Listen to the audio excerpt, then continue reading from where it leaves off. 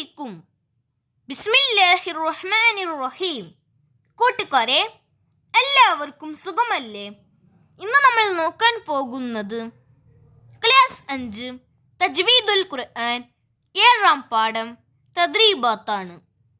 തദ്രീബാത്ത് നോക്കുന്നതിന് മുമ്പ് നമുക്കാദ്യം ഈ പാഠമൊന്ന് മനസ്സിലാക്കാം. വീഡിയോയിലേക്ക് പോകുന്നതിന് മുമ്പ് ചാനൽ സബ്സ്ക്രൈബ് ചെയ്യാതെയുണ്ടെങ്കിൽ ഒന്ന് സബ്സ്ക്രൈബ് ചെയ്യണം. എന്നെ സപ്പോർട്ട് ചെയ്യണം. വീഡിയോ ഇഷ്ടമായ ലൈക്ക് ചെയ്യണം. നിങ്ങളുടെ ഫ്രണ്ട്സിന് ഷെയർ ചെയ്യണം. ഇതിനു മുമ്പത്തെ പാഠത്തിൻ്റെ വർക്ക് ബുക്ക് ആൻസേഴ്സ് വേണമെങ്കിൽ വീഡിയോൻ്റെ താഴെയുള്ള സബ്സ്ക്രൈബ് ബട്ടൻ്റെ അടുത്തുള്ള എൻ്റെ പ്രൊഫൈൽ ഐക്കണിൽ ഒന്ന് ടച്ച് ചെയ്യുക. ടച്ച് ചെയ്താൽ കൂട്ടുകാർക്ക് ചാനലിൽ പോവാൻ സാധിക്കും. പോയതിനു ശേഷം പ്ലേലിസ്റ്റ് എടുക്കുക. എടുത്തതിന് ശേഷം ക്ലാസ് 5 തജ്വീദുൽ ഖുർആൻ എന്ന പ്ലേലിസ്റ്റിൽ ഒന്ന് ടച്ച് ചെയ്യുക. ടച്ച് ചെയ്താൽ ഞാൻ എടുത്ത പാഠത്തിൻ്റെ വർക്ക് ബുക്ക് ആൻസേഴ്സ് കൂട്ടുകാർക്ക് ലഭ്യമാകും. അതിൽ ആവശ്യമുള്ള പാഠത്തിൻ്റെ വർക്ക് ബുക്ക് ആൻസേഴ്സ് കൂട്ടുകാർക്ക് എടുത്തു നോക്കാം. അതുപോലെ ക്ലാസ് 5, 4, 3 ഈ 3 ക്ലാസ്സുകളുടെ പഴയ സിലബസ് വേണമെങ്കിൽ മുമ്പ് പറഞ്ഞതുപോലെ ചാനലിൽ പോവുക, പ്ലേലിസ്റ്റ് എടുക്കുക, ഒന്ന് സ്ക്രോൾ ചെയ്ത് നോക്കുക. നോക്കിയാൽ ഞാൻ പഴയ സിലബസിൻ്റെയും ഇട്ടിട്ടുണ്ടാകും. അതിൽ ആവശ്യമുള്ള ക്ലാസിൻ്റെ ആവശ്യമുള്ള സബ്ജക്റ്റ് എടുത്തു നോക്കാം. നമുക്കിനി പാഠത്തിലേക്ക് പോവാം. അൽ വഹ്ദത്തു സാബിയ 7-ാം പാഠം തഫ്ഹീമുൽ ലാം. ലാമിൻ്റെ തഫ്ഹീമിനെ കുറിച്ചാണ് നാം ഈ പാഠത്തിൽ പഠിക്കുന്നത്. അപ്പം നമുക്ക് നോക്കാം. ഇസ്തിഫാലിൻ്റെ ഹർഫുകളിൽ അലിഫ്, വാവ്, റ, ലാം എന്നിവയെ ചിലപ്പോൾ തഫ്ഹീം ചെയ്യേണ്ടതായി വരും. നമുക്കറിയാം, ഇസ്തിലായിൻ്റെ ഹർഫുകളാണ് എപ്പോഴും തഫ്ഹീം ചെയ്യേണ്ടത്. ഇസ്തിഫാലിൻ്റെ ഹർഫുകളിൽ അലിഫ്, വാവ്, റ, ലാം ഈ അക്ഷരങ്ങളെ ചിലപ്പോൾ തഫ്ഹീം ചെയ്ത് ഉച്ചരിക്കേണ്ടി വരും. അല്ലാഹ് എന്ന ജലാലത്തിൻ്റെ ഇസ്മിനെ ശ്രദ്ധിച്ചു നോക്കൂ. അവിടെയുള്ളത് തഫ്ഹീമായ ലാമാകുന്നു. അതിനാൽ ലാമിൻ്റെ മഖ്റജിൽ നിന്ന് തന്നെ തഫ്ഹീമായാണ് അല്ലാഹ് ഉച്ചരിക്കേണ്ടത്. നമ്മൾ പഠിച്ചിട്ടുണ്ടല്ലോ, ലാമിൻ്റെ മഖ്റജ് ഏതാണ്?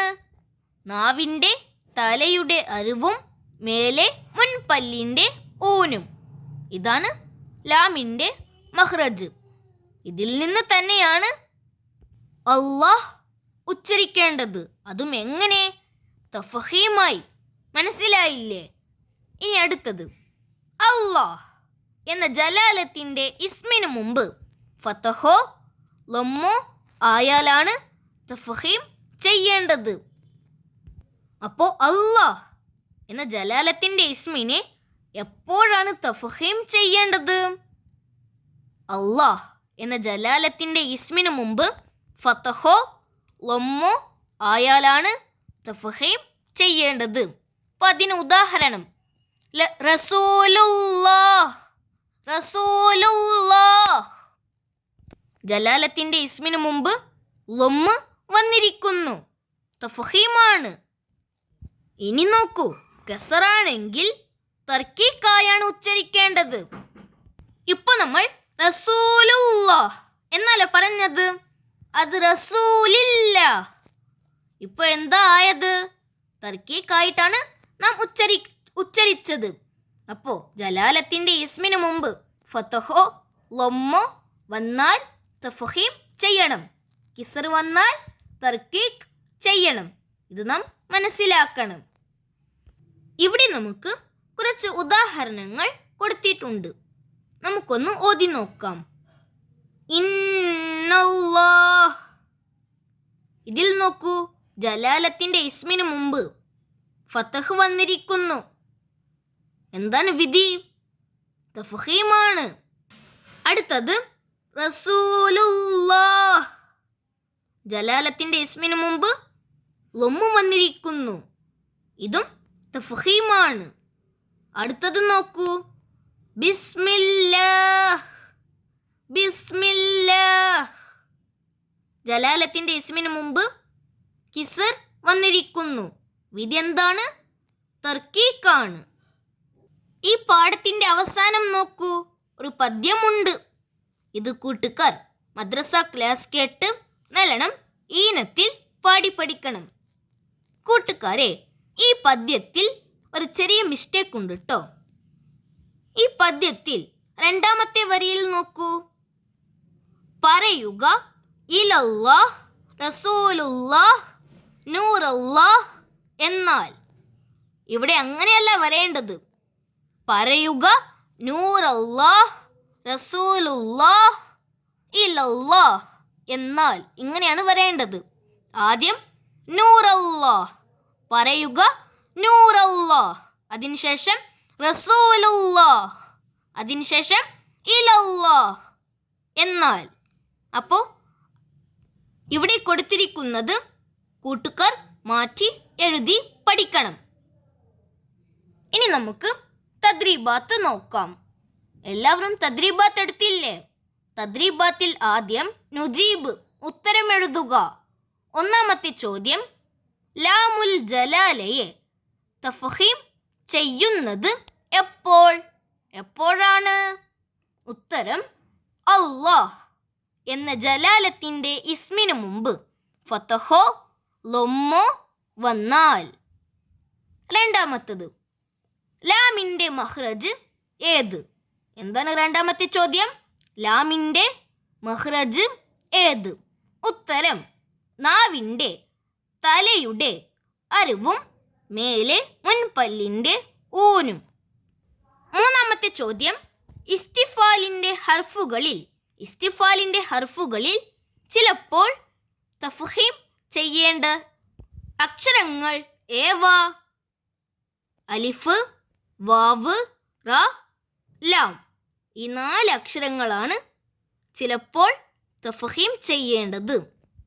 നാലാമത്തെ ചോദ്യം, അല്ലാഹ് എന്നതിൽ എത്ര ലാമുണ്ട്?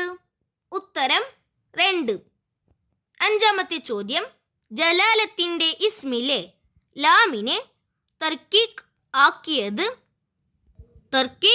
ആക്കിയതിന് 4 ഉദാഹരണം എഴുതുക. ഖുർആനിൽ കുറേ ഉദാഹരണങ്ങളുണ്ട്, നമുക്കറിയുന്നതൊക്കെ എഴുതാം. ബിസ്മില്ലാഹ്, നൂരില്ലാഹ്, റസൂലില്ലാഹ്, അൽഹംദുലില്ലാഹ്. അടുത്ത പേജ് നോക്കൂ. സൂറത്തുൽ മുജാദല പാരായണം ചെയ്ത് ജലാലത്തിന്റെ ഇസ്മിലെ തഫ്ഖീമും തർക്കീക്കും കണ്ടെത്തി എത്ര തഫ്ഖീമുണ്ടോ അതിൻ്റെ എണ്ണം ഇവിടെ കൊടുത്ത ബോക്സിൽ എഴുതണം. അതുപോലെ എത്ര തർക്കീക്കുണ്ടോ അതിൻ്റെ എണ്ണം ഇവിടെ കൊടുത്ത ബോക്സിൽ എഴുതണം. അപ്പോൾ നമുക്ക് കണ്ടുപിടിക്കാം. എല്ലാവരും സൂറത്തുൽ മുജാദല എടുത്തില്ലേ? 58ാമത്തെ സൂറത്ത്. സമി അല്ലാഹ്, ഇത് തഫ്ഖീമാണ്. അതേ വരിയിൽ അവസാനം നോക്കൂ, ഇലല്ലാഹ്, ഇതും തഫ്ഖീമാണ്. അടുത്ത വരിയിൽ ആദ്യം നോക്കൂ, വല്ലാഹ്, ഇത് തഫ്ഖീമാണ്. ഇന്നല്ലാഹ്, ഇതും തഫ്ഖീമാണ്. രണ്ടാമത്തെ ആയത്തിൽ നോക്കൂ, വ ഇന്നല്ലാഹ്, നൂനിന് ഷദ്ദുണ്ട്, അതുകൊണ്ട് കൂടുതൽ ഉന്നത്ത് ചെയ്ത് ഓതണം. മൂന്നാമത്തെ ആയത്തിൽ നോക്കൂ, വല്ലാഹ്. നാലാമത്തെ ആയത്തിൽ നോക്കൂ, ബില്ലാഹ്, ഇത് തഫ്ഖീമല്ല, തർക്കീക്കാണ്. അതേ വരിയിൽ നോക്കൂ, ഹുദൂദുല്ലാഹ്, ഇത് തഫ്ഖീമാണ്. അപ്പോൾ മനസ്സിലാക്കണം, ബില്ലാഹ് ഇത് തർക്കീക്കാണ്, ഹുദൂദുല്ലാഹ് ഇത് തഫ്ഖീമാണ്. അടുത്തത് യുഹാദൂനല്ലാഹ്, ഇത് തഫ്ഖീമാണ്. അടുത്തത് യബ്അസുഹുമുല്ലാഹ്, ഇത് തഫ്ഖീമാണ്. അഹ്സാഹുല്ലാഹ്, വല്ലാഹ്, ഇതെല്ലാം തഫ്ഖീമാണ്. ഏഴാമത്തെ ആയത്തിൽ ആദ്യം നോക്കൂ, അന്നല്ലാഹ്, ഇത് തഫ്ഹീമാണ്. അടുത്തത് ഇന്നല്ലാഹ്. 8-ാമത്തെ ആയത്തിൽ നോക്കൂ, ഒരു തർക്കീക്കുണ്ട്. ബിഹില്ലാഹ്, ഇത് തർക്കീക്കാണ്. അതേ വരിയിൽ നോക്കൂ, യുഅദ്ദിബുനല്ലാഹ്. അടുത്ത ആയത്തിൽ നോക്കൂ, വത്തഖുല്ലാഹ്, വത്തഖുല്ലാഹ്, ഇത് തഫ്ഹീമാണ്. 10-ാമത്തെ ആയത്തിൽ നോക്കൂ, ബിഇദ്നില്ലാഹ്, ഇത് തർക്കീക്കാണ്. വഅലല്ലാഹ്, ഇത് തഫ്ഹീമാണ്. അടുത്തത് യഫ്സഹില്ലാഹ്, തർക്കീക്കാണ്. അടുത്തത് യർഫഇല്ലാഹ്, ഇതും തർക്കീക്കാണ്. വല്ലാഹ്, ഇത് തഫ്ഹീമാണ്. 12-ാമത്തെ ആയത്തിൽ നോക്കൂ, ഫഇന്നല്ലാഹ്, ഇത് തഫ്ഹീമാണ്. അടുത്തത് വതബല്ലാഹ്. അതേ വരിയിൽ നോക്കൂ, വഅതീഉല്ലാഹ്. അടുത്തത് വല്ലാഹ്. അടുത്തത് ഗളിബല്ലാഹ്. അടുത്തത് അഅദ്ദല്ലാഹ്. ഇതെല്ലാം തഫ്ഹീമാണ്. 16-ാമത്തെ ആയത്തിൽ നോക്കൂ, സബീലില്ലാഹ്, ഇത് തർക്കീക്കാണ്. അടുത്തത് മിനല്ലാഹ്, ഇത് തഫ്ഹീമാണ്. അടുത്തത് യബഅസുഹുമുല്ലാഹ്, ഇതും തഫ്ഹീമാണ്. അടുത്തത് സിക്റല്ലാഹ്, ഇതും തഫ്ഹീമാണ്. 20-ാമത്തെ ആയത്ത് നോക്കൂ, യുഹാദൂനല്ലാഹ്. 21-ാമത്തെ ആയത്തിൽ നോക്കൂ, കതബല്ലാഹ്, ഇന്നല്ലാഹ്. 22-ാമത്തെ ആയത്ത് നോക്കൂ, ബില്ലാഹ്, ഇത് തർക്കീക്കാണ്. അടുത്തത് ഹാദല്ലാഹ്, ഇത് തഫ്ഹീമാണ്. ഇതെന്താണ്? തഫ്ഹീമാണ്. അടുത്തത് റളിയല്ലാഹ്, ഹിസ്ബുല്ലാഹ്, ഹിസ്ബല്ലാഹ്, ഇതെല്ലാം തഫ്ഹീമാണ്. തഫ്ഹീമും തർക്കീക്കുമെല്ലാം കണ്ടുപിടിച്ചു കഴിഞ്ഞു. ഇതെല്ലാം കൂട്ടുകാരും ഒന്ന് കണ്ടുപിടിക്കണം കേട്ടോ. കണ്ടുപിടിച്ചതിന് ശേഷം എത്ര തഫ്ഹീമുണ്ട് അതിൻ്റെ എണ്ണം ഇവിടെ കൊടുത്ത ബോക്സിൽ എഴുതണം. എത്ര തർക്കീക്കുണ്ട് അതിൻ്റെ എണ്ണവും കൂട്ടുകാർ കണ്ടുപിടിച്ച് ഇവിടെ കൊടുത്ത ബോക്സിൽ എഴുതണം. ഇനി അടുത്തത് തഹ്സീസ്. ഒന്നാമത്തത് സൂറത്തുൽ ഹിജ്ർ പാരായണം ചെയ്യണം. സൂറത്തുൽ ഹിജ്ർ പാരായണം ചെയ്യണം. എങ്ങനെ? ജലാലത്തിൻ്റെ ഇസ്മ പാലിച്ചുകൊണ്ട് സൂറത്തുൽ ഹിജ്ർ പാരായണം ചെയ്യണം. അടുത്തത് നെഹ്ഫള്, ഹിഫളാക്കാനുള്ളതാണ് സൂറത്തു യാസീൻ. 26-ാമത്തെ ആയത്ത് മുതൽ 29-ാമത്തെ ആയത്ത് വരെ കാണാതെ പഠിക്കണം. ഇതോടെ ഈ പാഠത്തിൻ്റെ തദ്രീബാത്ത് കഴിഞ്ഞു. കൂട്ടുകാർക്ക് ഈ പാഠത്തിൻ്റെ തദ്രീബാത്ത് മനസ്സിലായില്ലേ? ഇൻഷാ അല്ലാഹ് അടുത്ത സബ്ജക്റ്റുമായി നമുക്ക് വീണ്ടും കാണാം. അപ്പോൾ എല്ലാവർക്കും അസ്സലാമു അലൈക്കും വറഹ്മത്തുള്ളാഹി തആല വബറകാതുഹു.